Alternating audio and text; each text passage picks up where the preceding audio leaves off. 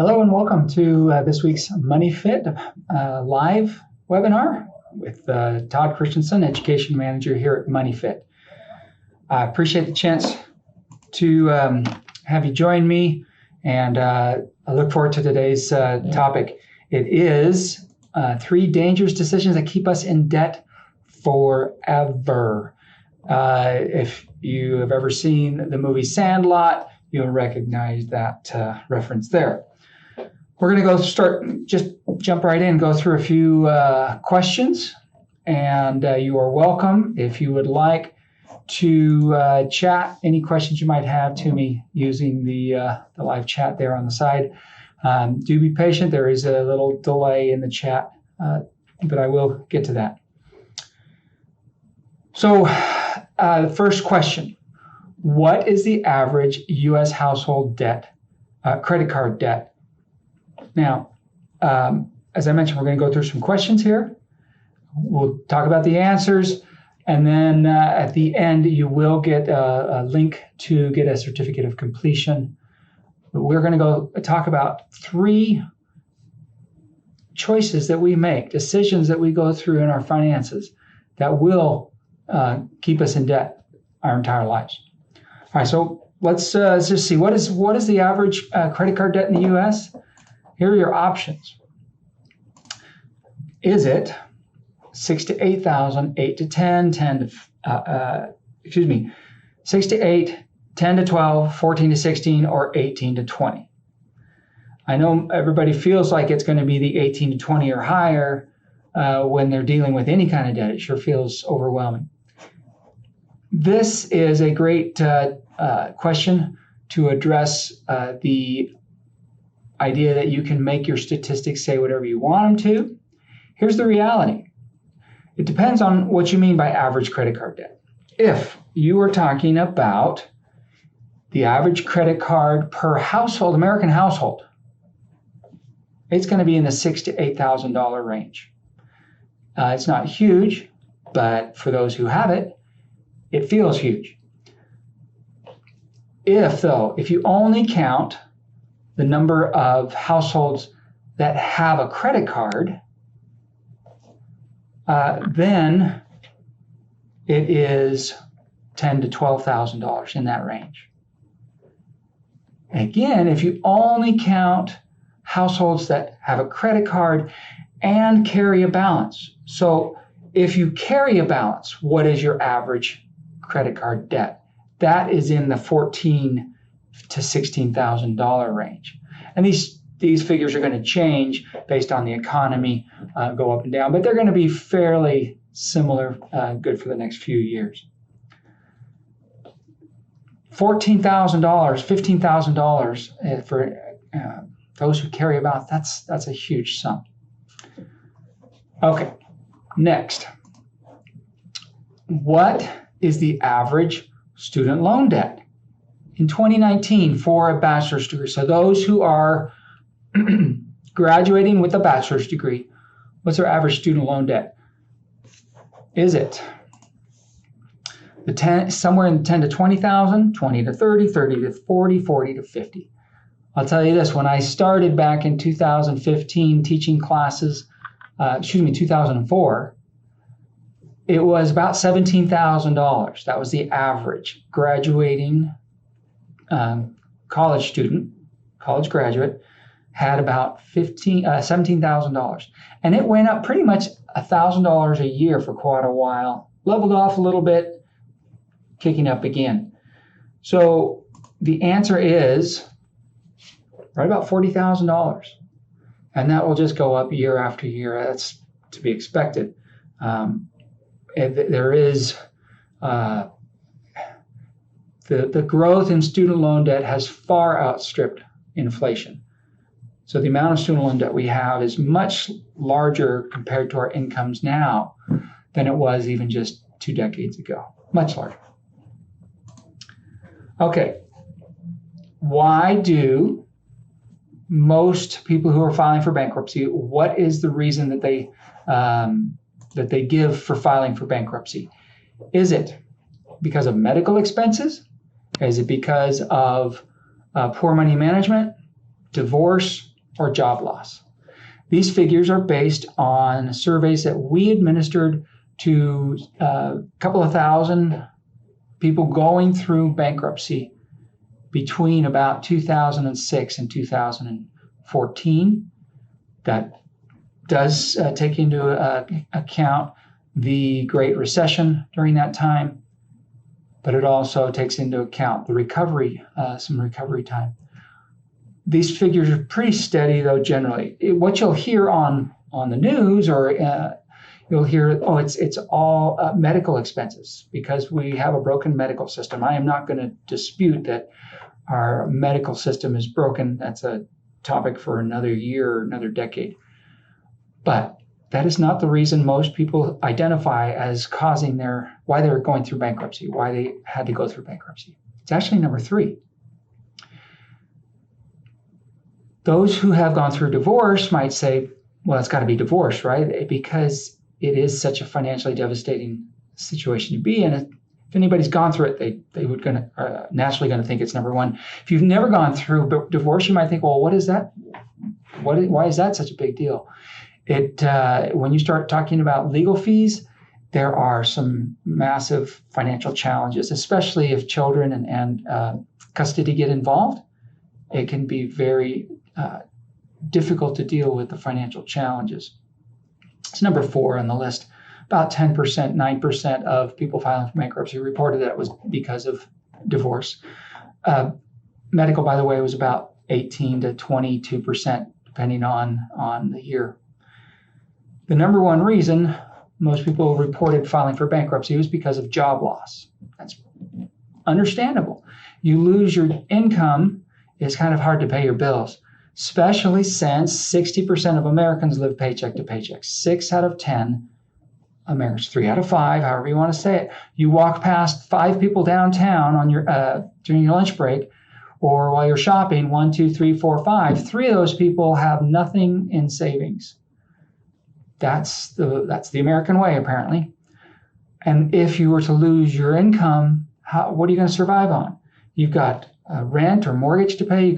You've probably got a car payment. Most people do. I don't agree that they should. Your regular utility bills and groceries and so forth. You can turn to, in need, there are community programs and even government programs that offer help with food. But there's no organization out there that's going to help you with your car payment more than just once, maybe. Some churches might. But most people, when they hit job loss, have very few options for paying their bills. So number 1 reason is job loss. So then why do I have these other 2 of the other 2 options also somewhat highlighted? 3 of the top 4, are they preventable? No, not really. Not in many cases. Can't prevent some medical emergencies, accidents especially, that are not your fault. Can you prevent divorce? Well, I suppose that depends on the couple and the decision of the other person. Can you prevent job loss?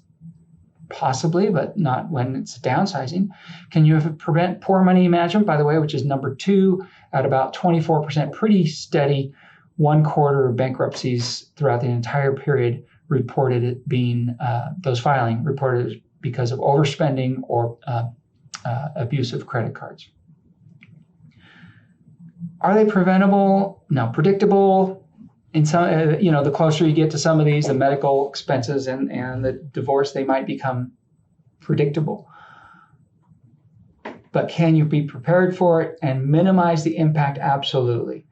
And how do you do that? It's a 4-letter word, and we'll get to it in a minute, I guess. But here's how it's related. 60% of those who are filing for bankruptcy, when they underwent the medical emergency or the job loss or divorce, 60% had $0 in their bank account, in their savings account.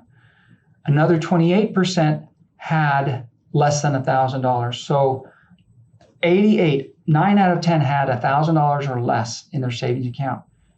You might think, well, that's because they're in a situation where they have poor money management and they're going to have not going to have enough money to deal with job loss or medical.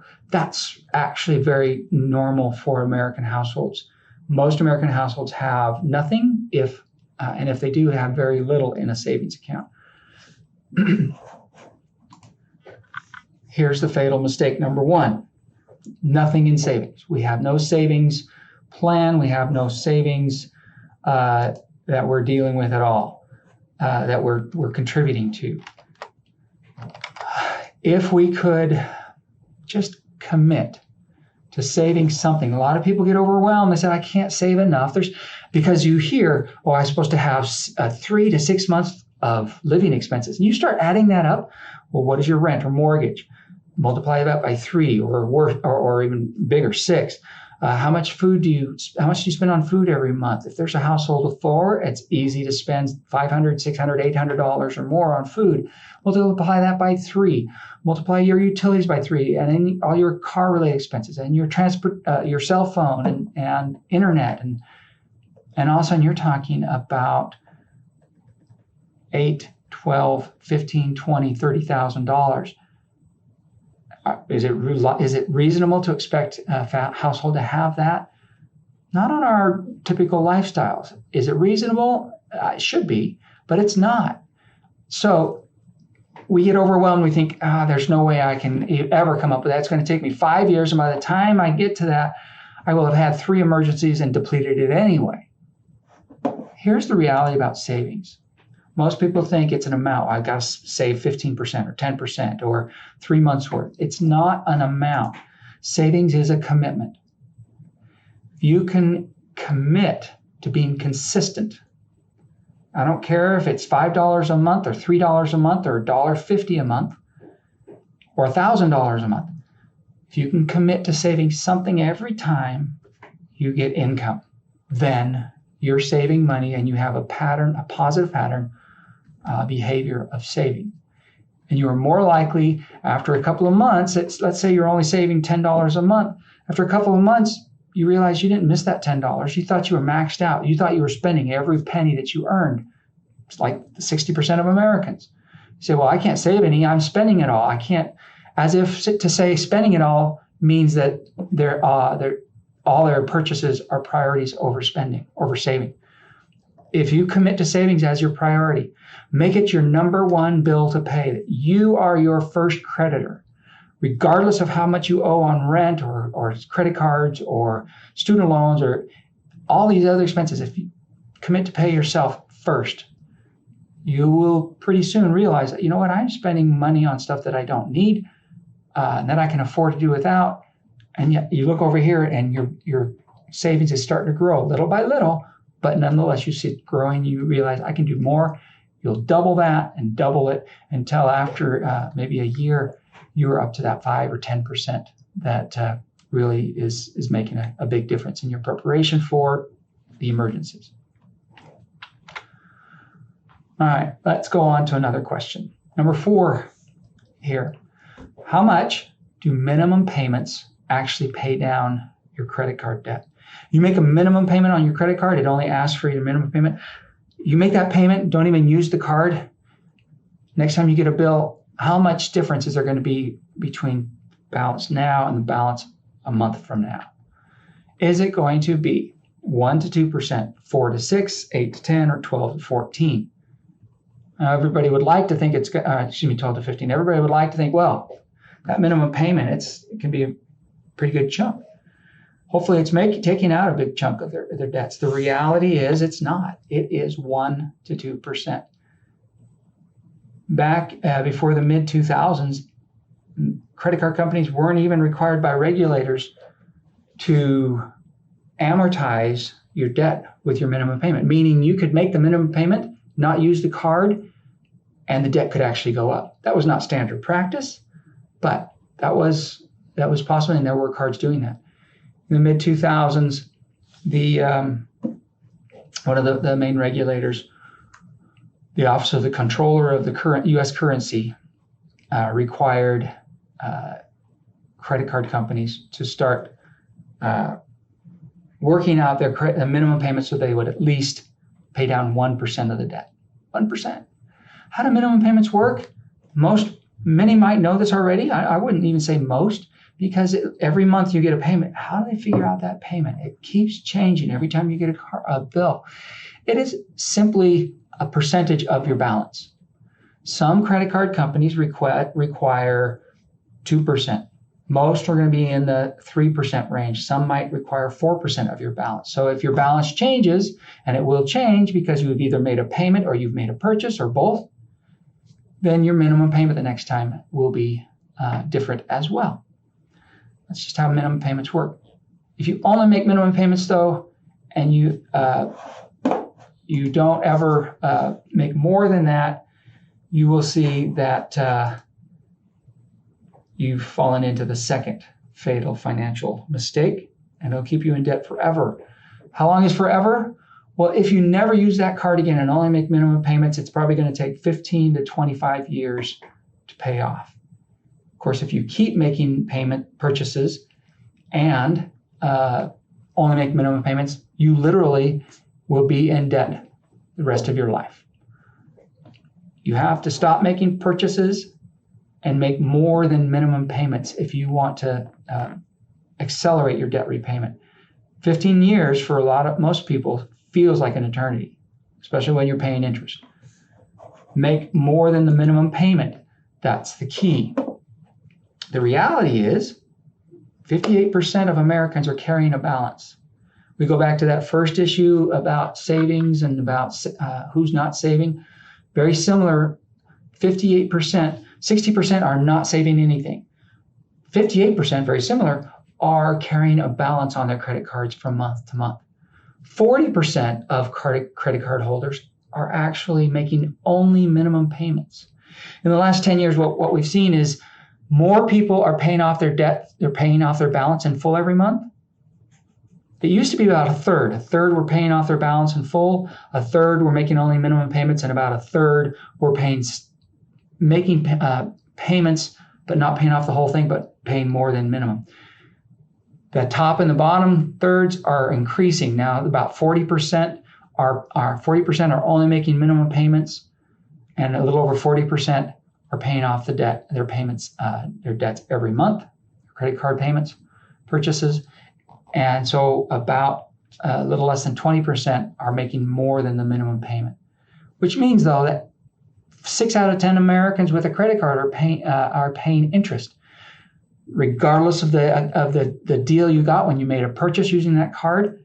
It's going to make that purchase more expensive because the average credit card interest rate is in the 15 to 17% range annually. You're only making minimum payments. Every year, that purchase you made goes up by 15 to 20%. $100 purchase now becomes $115 to $117 purchase.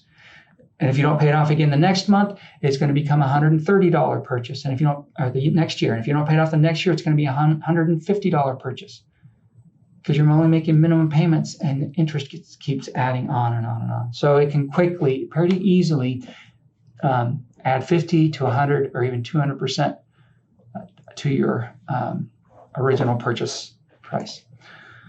How do you deal with this mistake? Obviously, make more than the minimum payment required. If you can, obviously pay the whole thing off every month. If you can't, but you can make more than the minimum, do that. What if you're only making the minimum payment? We'll talk about that in the third, dealing with the third debt. I call it the debt cascade method. You might have heard of the debt snowball, maybe even the debt avalanche. We'll talk about the debt landslide and the cascade methods as well. But use this, what we call Power Cash tool.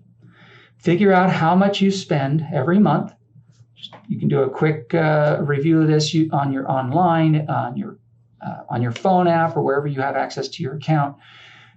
It'd be ideal if you could keep receipts for a month so you have a really accurate idea. Most people guess, and they're way low on how much they spend on some of these things. How much do you spend on groceries? And if you want to get a little more into detail, how much do you spend on things like soda and alcohol and treats and snacks and prepared meals? But how much do you spend on groceries? How much do you spend on dining out? How much do you spend on entertainment, movies, concerts? How much do you spend on vacations? How much do you spend on gift giving? Are you one of those that spends twice or 3 times the average amount of Americans, which is at Christmas time, the average American household is spending about $800 for Christmas? If you're spending more than that, you're a gift giver. How much are you spending on that? No, I'm not going to say you can't get rid of groceries. You can't get rid of all your funding your life. It's too restrictive. You can't. I'm not asking you to get rid of your gift giving budget, but figure out how much you spend on all that, and then take 10% of all those expenses. That is your power cash. And that 10% in most households of 4 is probably going to end up to $50 to $100 or more a month. Take that 10% right out of your paycheck. As soon as your paycheck comes in, take the 10% and add it to any debt payments that you have to make, and you will accelerate your debt repayment significantly from that 15 to 25 years down to just 3 years. It's called power cash, and it really can make a difference. Will you be able to survive on the 90% of your groceries that you were buying earlier? Most households, yes. Most households are not cutting back already on all their groceries. There are a few that are down to the minimum, but most households would be able to survive on 90% without even feeling much of a difference. The reality is, if you're spending that, probably most households spend 20% of their income on things they don't even remember spending it on. So 10% you won't even notice for the most part. All right, let's go on to question number 5. Which of these programs or which of these services will help you as a consumer pay off your debt dollar for dollar? Is it going to be debt negotiators, also known as debt settlement companies, debt counselor or credit counselors, or a debt management program through a nonprofit credit counselor, state lotteries? No, I'm not going to say much about that. Bankruptcy attorneys. Who helps? Now, all of these might help one or more consumers get out of debt or pay off their debts in full or partially, or get out of debt. Only one actually helps their clients pay off their debts dollar for dollar. And anybody who starts, it's not going to be the state lottery of such a small minority. I'm not even going to get into it. Please just know the lottery is a tax on people who are bad at math. Look at the figures. Yes, somebody's got to win. It's not going to be you. Let's just accept that. Thank you. Okay. The answer is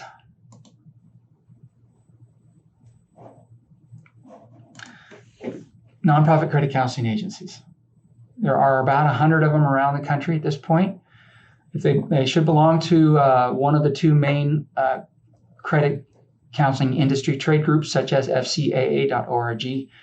Make sure that they belong to one of those trade groups. Almost two decades ago, when I started this job, there were over 850 credit counseling agencies, nonprofit credit counseling agencies around the country. Some of them were absolutely bad apples. And because of that, the IRS launched a massive audit in the entire industry. As a result of that and mergers, we are down to about 100 of us. And I have complete confidence that those 100 are doing what they're supposed to be doing and abiding by the regulations.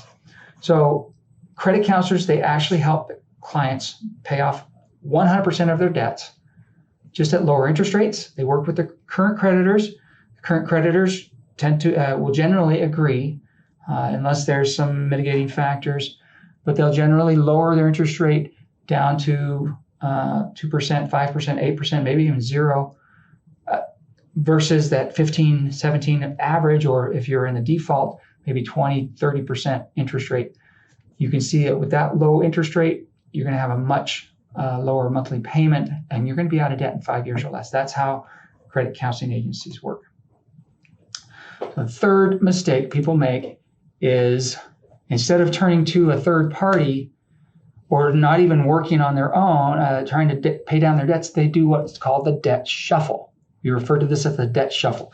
They use a credit card transfer, a balance transfer, or they'll use a home equity line of credit or a home equity loan and pay off debt A with debt B. That's not debt elimination, that is debt shuffling. You're not getting rid of any debt. You're just moving it from one instrument to another. And the reality, here's human nature, because you might think, well, it's a better interest rate though. Here's what happens the majority of times. This is the studies. This was one that I saw from American Express about 15 years ago. 70% of those who used a credit card transfer to pay off or pay off their debts, their current credit card debts, because they were able to transfer it on another credit card with lower interest rate, ended up within about a year, not only with their new debt on that new credit card that they transferred all the balance to, but they had run all their other credit cards back up to the balances from before the balance transfer. That's human nature.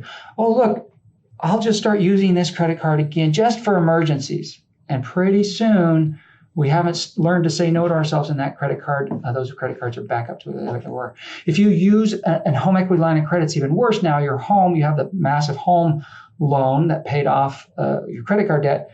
Your home is now at risk because of the pizza that you ordered with your credit card, or the music that you downloaded you don't even listen to 5 years ago, that you downloaded 5 years ago. So avoid the balance transfer shuffle and look at actually paying off debts. We got just a couple of minutes here left. Let me go through your options dealing with your debts. First of all, so you're not stuck always trying to push that debt uphill. That's Sisyphus, by the way.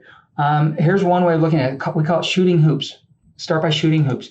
Get all your debts lined up. Right now, you're probably just making minimum payments and everything. And if you get an extra, a little amount of money, you might just throw it. I don't know, this one sounds good to pay this month. If it's random like that, you got to organize them. Do this. Align them first. If you think, are you dedicated to this option? Align them by APR, the highest, largest APR first. Make any extra payments. You have power cash. Pay it off first. Once that's paid off, and this is called the debt avalanche method, by the way, that you can pay off that biggest interest rate first. Why? Because you're going to save the most money and you'll be out of debt sooner than any other option. Don't care what other people say. I am a fan of sometimes of the snowball method. It works for some people. It is not more motivational than the avalanche. The motivation does not come from the method. It comes from the person's belief in the method. If you believe that this will save you the most money, and this is most likely you get out of debt, then the avalanche method is the one for you.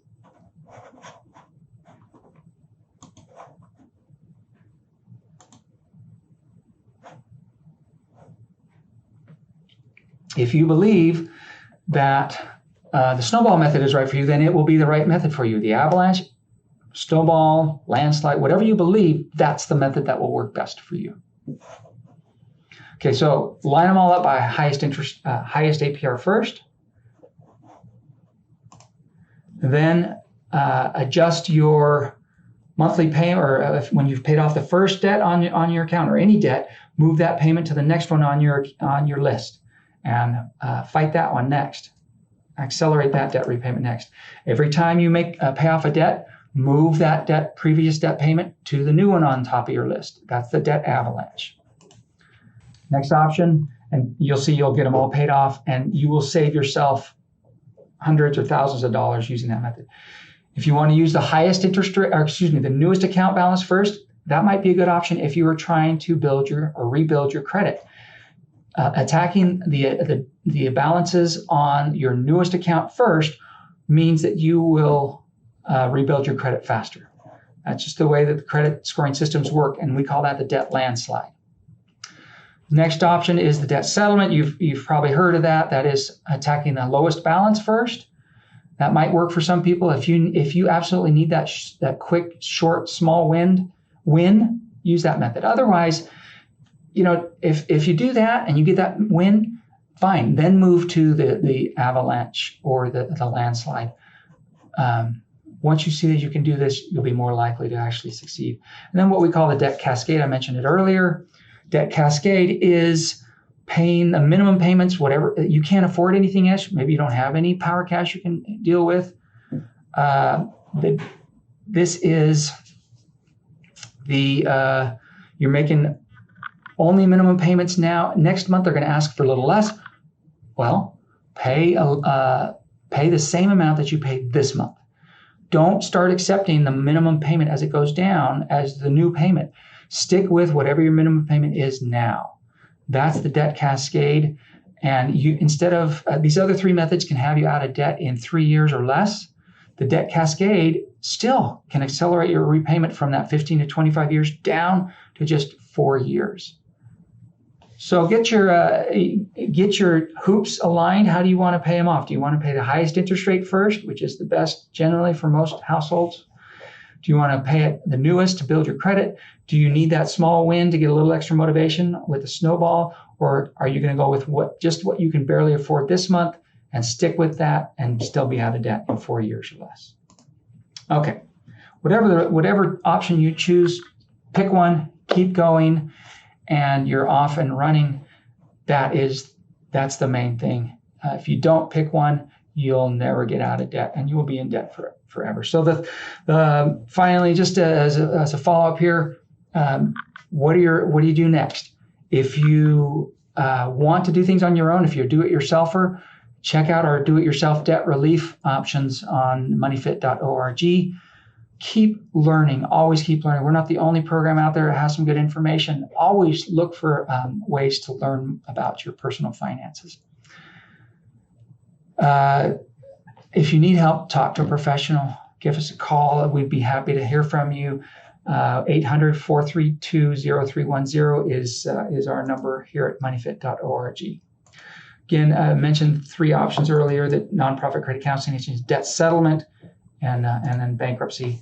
Those are your only 3 third-party options. After that, be wary of anything that anybody else is trying to sell you, because they'll probably get you in trouble.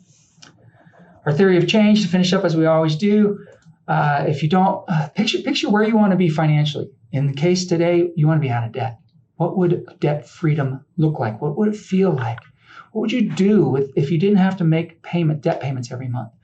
Picture that future. Now look at consider where you are now. Oh, how is that different? How do you feel now? Are you feeling that is there some discomfort there? Use that discomfort as motivation to actually make a change. Ask yourself, what am I going to do to make a change? What can I do to make a difference? Tell yourself you're going to change. I am going to change. This is what I'm going to do to change my behavior. And then make one change today. What is one thing you can do today? For example, just sit down right now and order out your debts. Which am I going to pay off first? Might even be, I don't even know who I owe money to. Pull your credit report at annualcreditreport.org. That might be where you need to start. Do one thing today. Commit is the main thing, and then do one thing today, and you'll be more likely to succeed. Okay, if you need a certificate of completion, go to that bit.ly/MFL-3. That's MoneyFit Live, MFL-3. And then you will enter in besides your name and your email address, which we need to put it on your certificate and deliver it. We're not going to use it for any other reasons. When you're asked for the passcode, put EVER819. No spaces, no caps, no dashes. EVER819, and that will get you your certificate of completion emailed to you in a PDF format. Thank you for joining me today. Please consider joining us again next Thursday or any Thursday except holidays for MoneyFit Live. That is at 2:30 Eastern, 1:30 Eastern, 10:30 Pacific. And I'll look forward to hearing from you. Hope you have a great day.